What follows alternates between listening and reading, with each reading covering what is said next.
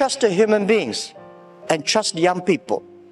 Let's take responsibility for today, but let's not take away all the solutions for tomorrow. It's great human beings make mistakes. It's great human beings learn from mistakes. It's great to die. Haha.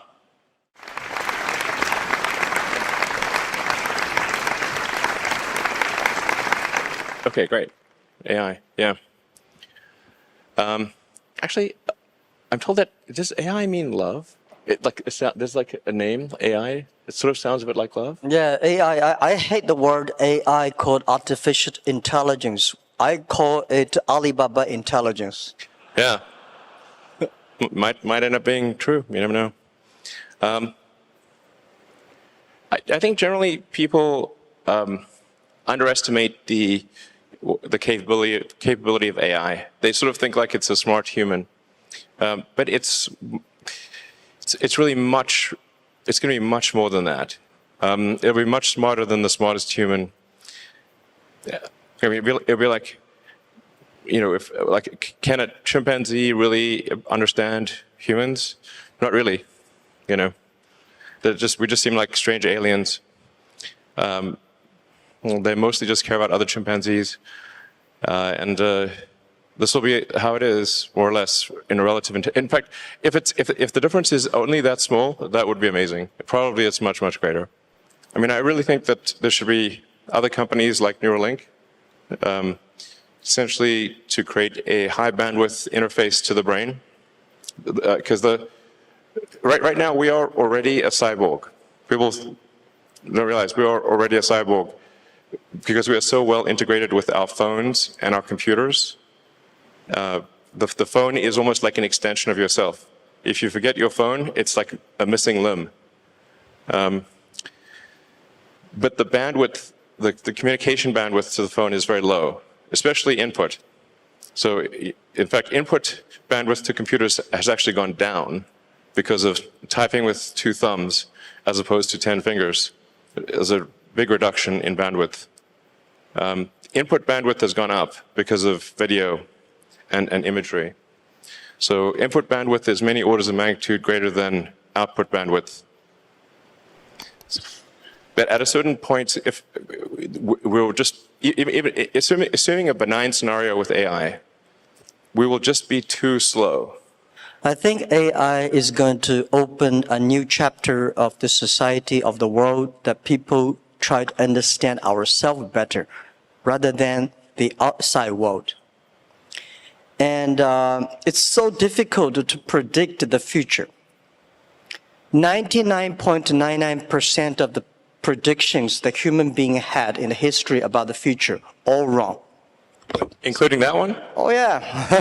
Only, you know, the 0.00% of the prediction are right.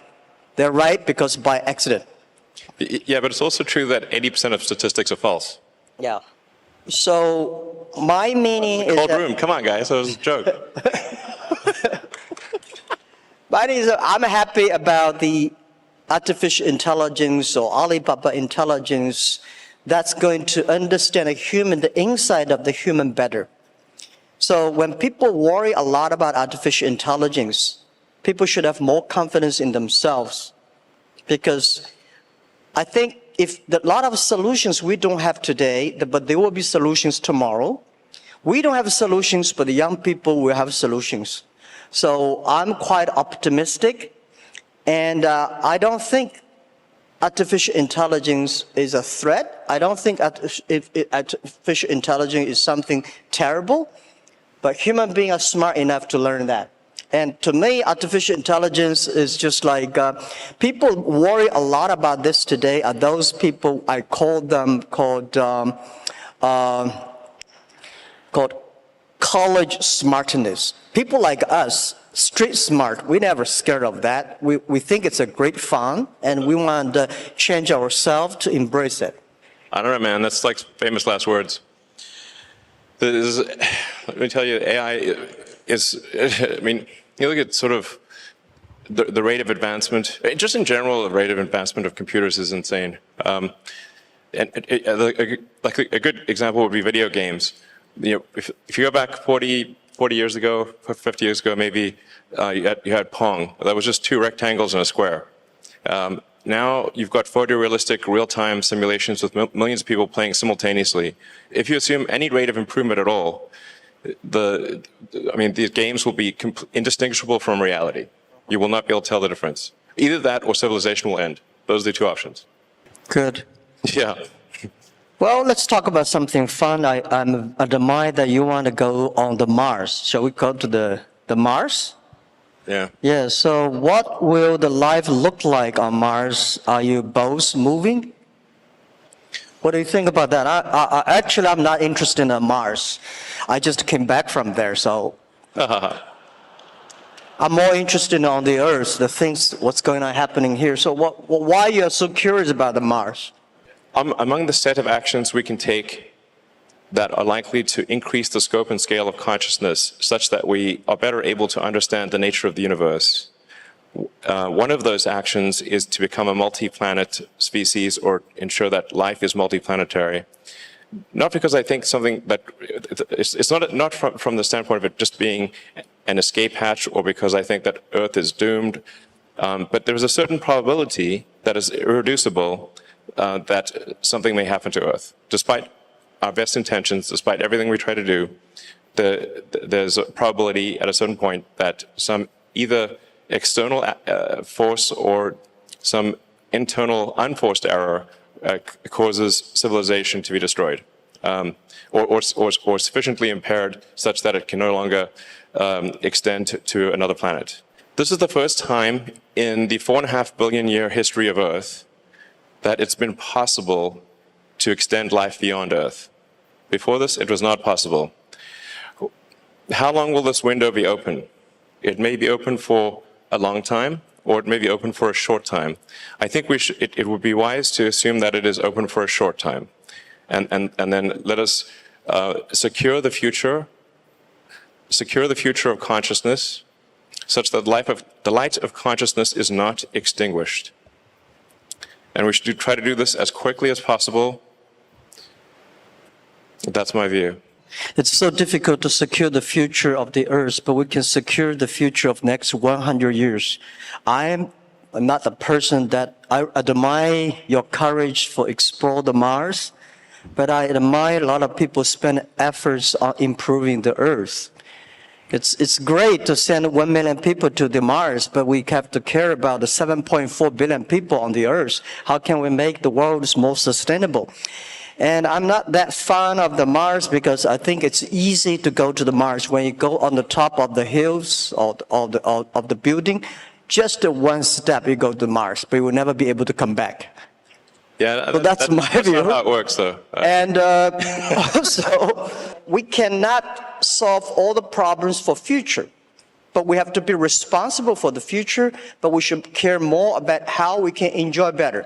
My view is that by the artificial intelligence or AI, when human beings understand ourselves better, then we can improve the world better.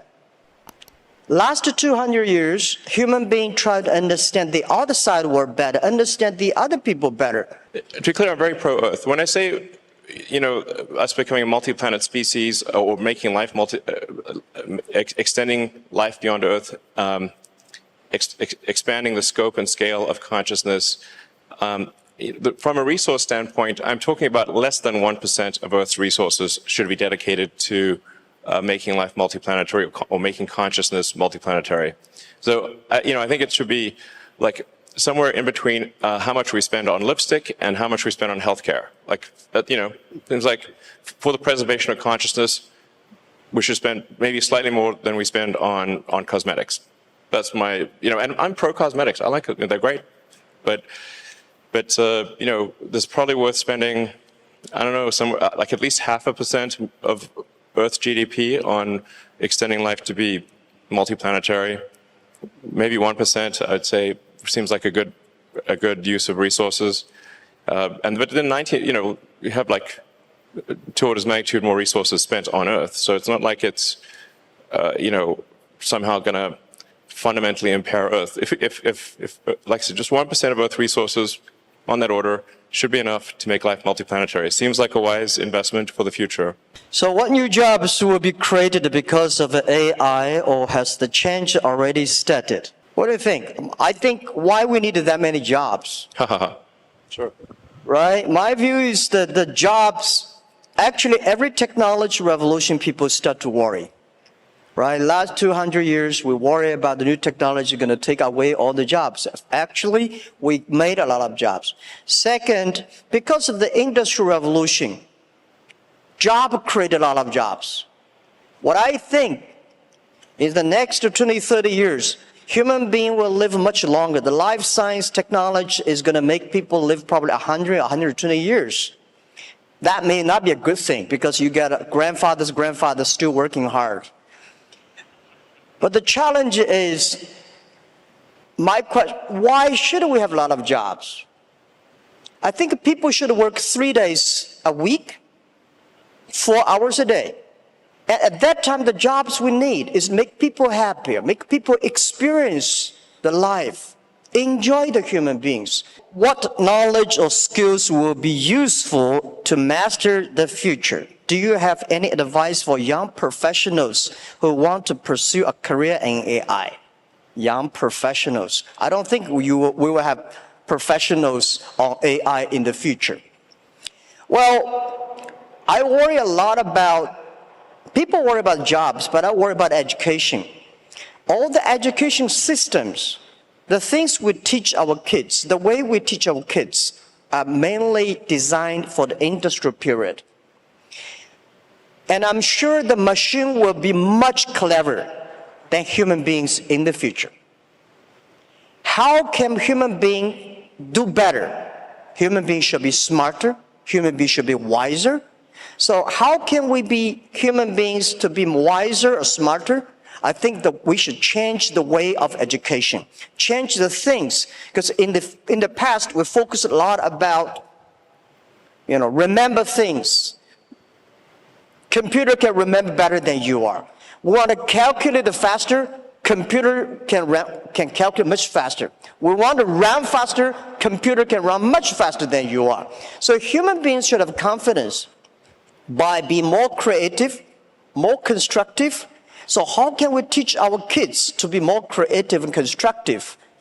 And I think this is the key of the education. I would say try to learn as much as possible that allows you to predict the future or make the future. So the saying is the best way to predict the future is to make it.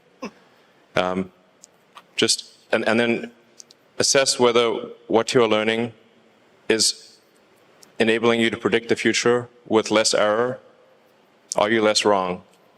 We're always wrong to some degree. But can you reduce the error on your future predictions? I think that's the way to look at education. As of course, but it's both creative, create the future, and predict the future. So that includes art and all those other things. But close the loop on being less wrong about future. I think the best resources of the human beings or the best resources on the earth are not the coals, not the oil, not the electricity, it's the human brains. How can we make the human brains more creative, constructive?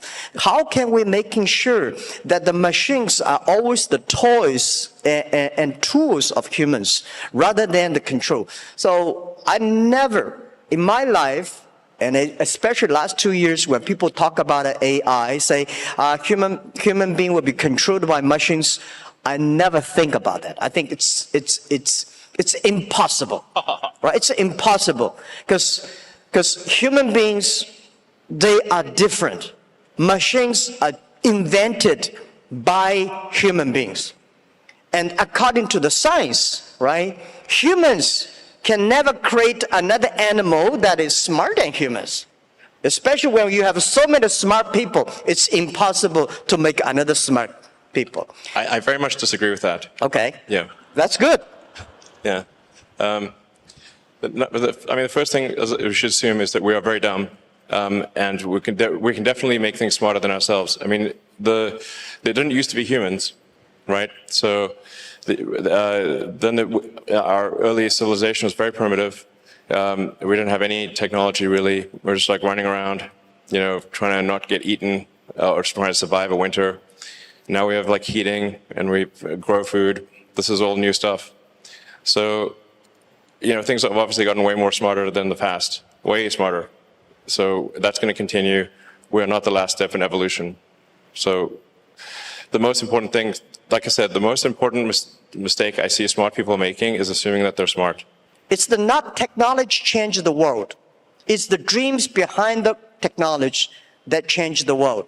So my hope is that anything we can do is to improve this world, to helping 7.4 billion people live better and live healthier. Trust the human beings and trust young people. Let's take responsibility for today, but let's not take away all the solutions for tomorrow. It's great human beings make mistakes. It's great human beings learn from mistakes. It's great to die. Haha, that's probably true. Thank you. Yeah, you cannot live long. I just yeah. Thank you. Fight for the light of consciousness. Thank you, Robert.